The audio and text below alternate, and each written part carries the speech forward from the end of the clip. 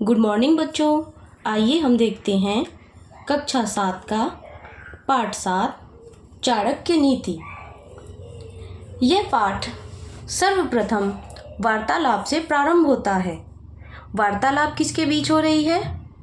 विनायक पुत्र है और उसका पिता है। विनायक कहता है, पिताजी अद्य मया दूरदर्शने, अद्य माने आज, मया माने मेरे, दूरदर्शने दृष्टं यत् शीघ्रमेव चाणक्यः इति महापुरुषस्य विषये धारावाहिकस्य प्रसारणं भविष्यति। पिताजी, आज मेरे द्वारा दूरदर्शन देखा, यत् शीघ्रमेव, वहाँ पर शीघ्र ही चाणक्य के नाम से, चाणक्य इति महापुरुषस्य, चाणक्य एक ऐसे महापुरुष हैं जिनके विषय में मैंने धारावाहिक का प्रसारण देखा या प्रसारण हुआ। भविष्यति माने होना। किम सः वस्तुतः ईदृशः महापुरुषः, किम सः वस्तुतः ईदृशः महापुरुषः, क्या वे सचमुच इतने बड़े महापुरुष थे? पिता, अरे चाणक्येन सदृशा राजनीति विशारद न भूतः न भविष्यति। अरे चाणक्य के समान राजनीति में निपुण न कभी कोई था और न कभी कोई होगा। तेन प्रतिपादितः नीतयः तु अद्यापि प्रासंगिकः।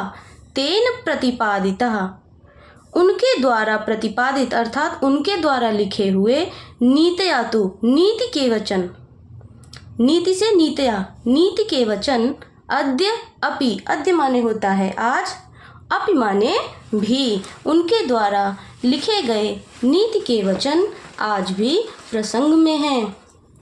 अहमपि तस्य साहित्यं पठितुम् इच्छामि। विनायक बोलता है, अहमपि तस्य साहित्यं पठितुम् इच्छामि। फिर पिता बोलते हैं, साधु पुत्र साधु, जरूर पुत्र, अवश्य अवश्य पुत्र अवश्य। मम सकाशे तस्य अमर कृति चाणक्य नीति वर्तते। मेरे पास एक अमर कृति नाम की चाणक्य नीति है। तम ग्रंथम पठ, तुम उस ग्रंथ को पढ़ो। तम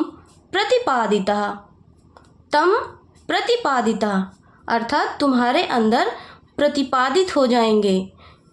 कौन कौन से गुण हैं जो आपके अंदर प्रतिपादित हो जाएंगे? ये सारे गुण बताए गए हैं। स्वाभिमान, परिश्रम, पराक्रम, विद्या, परितोषादयः, परितोषादय होगा परितोष और आदि। जब परितोष और आदि को संधि कर दी गई तो यह परितोष आदि होगा। परितोष माने होता है संतोष, शब्द करना। परितोष आदया उदात्त जीवन मूल्यः तव जीवनम भूयो अपि सारगर्भितम करिष्यति। आपके अंदर ये सभी गुण प्रतिपादित हो जाएंगे जब आप तव जीवनम भूयो अपि सारगर्भितम करिष्यति, और वो तुम्हारे जीवन को सारगर्भित भी करेगा। तम प्रतिपादिता, आपके अंदर ये सारे गुण प्रतिपादित हो जाएंगे। स्वाभिमान, परिश्रम, पराक्रम, विद्या, संतोष आदि गुणों का उदय होगा। उदात्त जीवन मूल्य, और आपका जीवन उदात्त होगा। और तव जीवनम, आपका जीवन भूयो अपि सारगर्भिता करिष्यति, आपके जीवन को सारगर्भित करेगा।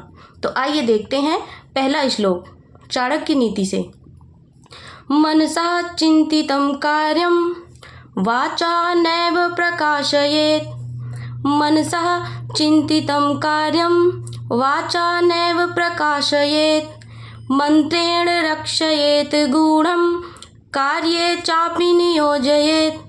मनसा अर्थात मन में चिंतित करके, कार्य, मन में चिंतित करके क्या? कार्य। वाचा नैव प्रकाशयेत्, न एव, नैव का होगा न, एव, न माने नहीं, एव माने ही।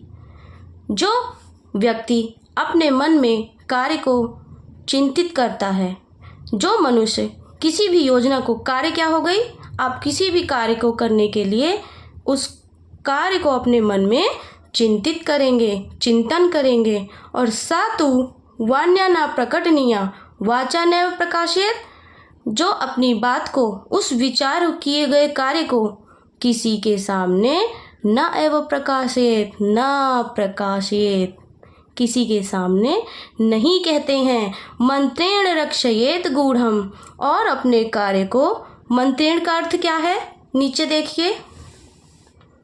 मंत्रेण माने होता है गोपनीयता, अर्थात किसी भी कार्य को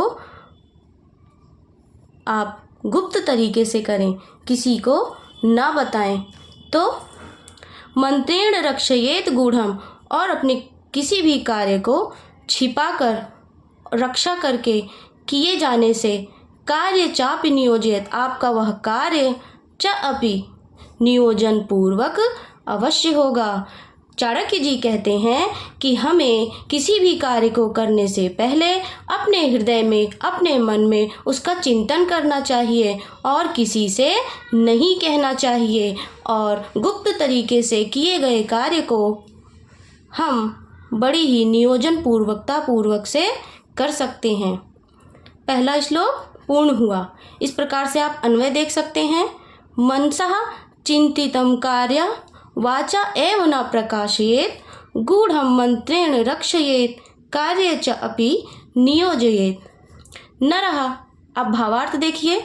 नरः यां योजनां हृदये चिंतयति, जो नर अपनी योजना को हृदय से चिंतन करते हैं। सा तु वाण्या न प्रकटनीया, और किसी से वह वाणी के द्वारा प्रकट नहीं करते हैं।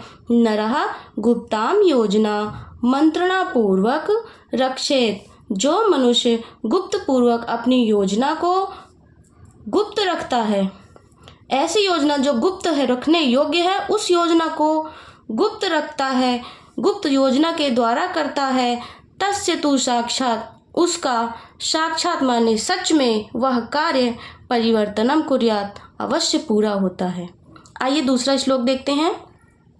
उद्योगे नास्ति दारिद्र्यम जपतो नास्ति पातकम, उद्योगे न अस्ति दारिद्र्यम जपतो नास्ति पातकम। नास्ति होगा न और अस्ति, दोनों को मिला के हो जाएगा नास्ति। ये दीर्घ संधि है,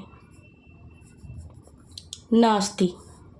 उद्योगे नास्ति दारिद्र्यम जपतो नास्ति पातकम, मौने च कलहो नास्ति नास्ति जागृते भयम।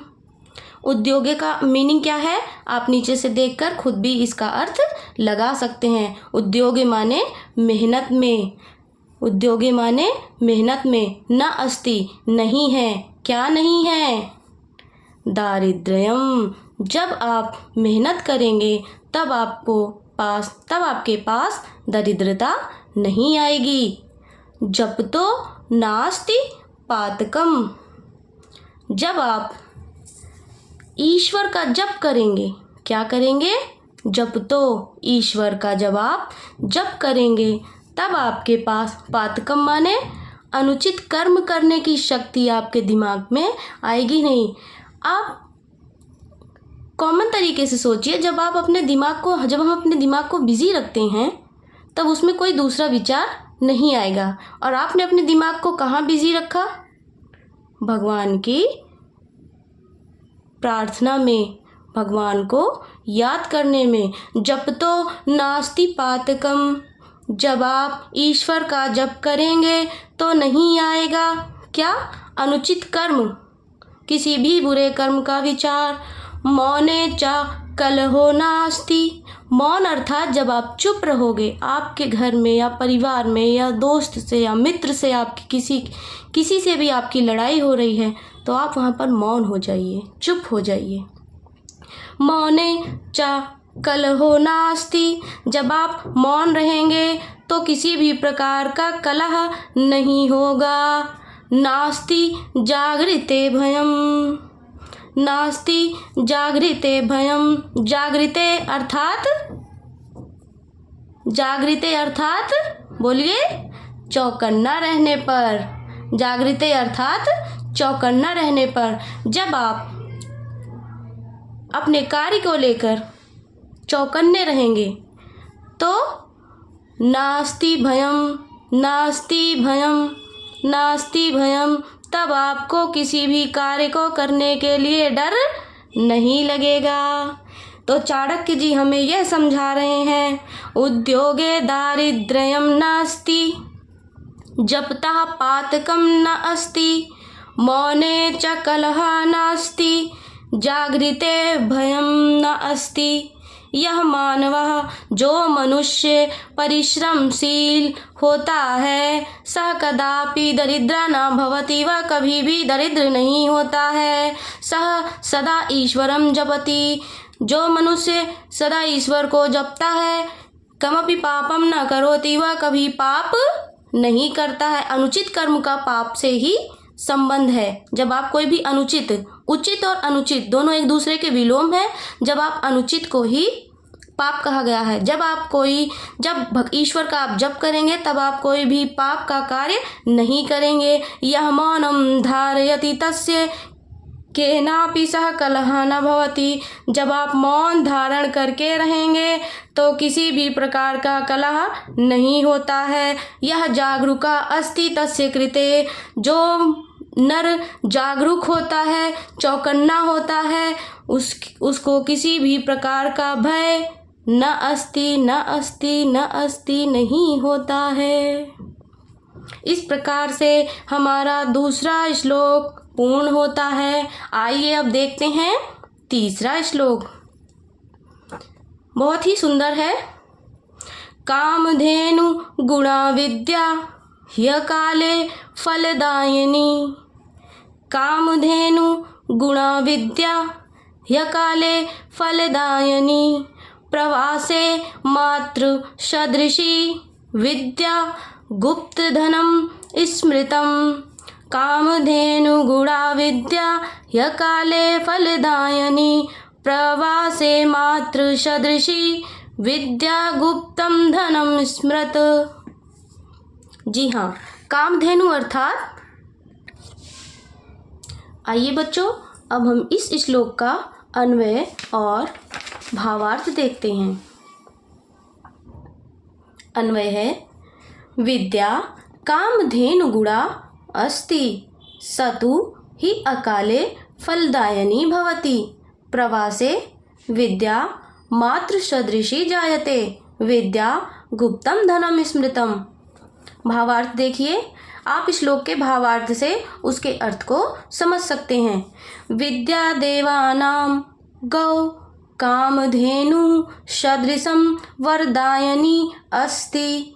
विद्या देवों की गौ, विद्या कौन है? विद्या के समान कौन है? विद्या कैसी है? देवों की गौ जो कामधेनु है। कामधेनु का नाम सुना है आपने? कामधेनु गाय का नाम है। वो एक ऐसी गाय है जिससे हम जो कुछ मांगते हैं वो हमें आसानी से मिल जाता है। तो विद्या किसके समान है? देवताओं की गाय कामधेनु के समान है और उससे जो वर हम मांगते हैं वो हमें प्राप्त कर देती है। कौन? विद्या। विद्या किसके समान है? कामधेनु के समान। कामधेनु किसकी है? देवा नाम अर्थात देवताओं की कामधेनु के समान। विद्या सत्वरम एवं फलमपि ददाति। विद्या हमें निरंतर फल देने वाली है। विदेश गमने विद्या मात्रा सदृशम पोषणम संरक्षणम च करोति।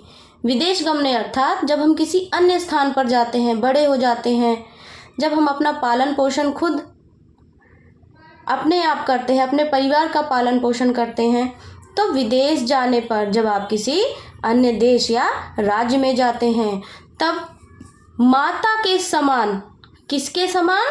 माता सदृशम। कौन? विद्या। विदेश जाने पर माता के समान पोषण करती है और संरक्षण करती है। कौन? विद्या। ध्यान रखिएगा, ये विद्या के उपलक्ष्य में भी आप अपना श्लोक याद कर सकते हैं। जैसे अभी आपकी परीक्षा हुई थी, एक आपकी प्रतियोगिता हुई थी विद्या को लेकर, तो विद्या की प्रतियोगिता में भी आप ये श्लोक को याद कर सकते हैं। विद्या मात्रा सदृशम पोषणम संरक्षणम च करोति। विद्या माता के समान पोषण और संरक्षण भी करती है। विद्या प्रच्छन्नम धनम स्मृत। विद्या एक ऐसा धन है जिसे याद करने पर भी वह बढ़ता है। विद्या एक ऐसा धन है, विद्या एक ऐसा धन है जो स्मृतम, स्मृति माने होता है याद करना, याद करने पर प्रच्छन्नम बढ़ता है। तो इस प्रकार से हमारा तृतीय श्लोक समाप्त होता है। अगली कक्षा में मैं आपको चतुर्थ, पंचम, षष्ठ, सप्तम और अष्टम श्लोक का अर्थ अवश्य बताऊंगी। तब तक के लिए बच्चों, जय हिंद, जय भारत, नमः संस्कृताय।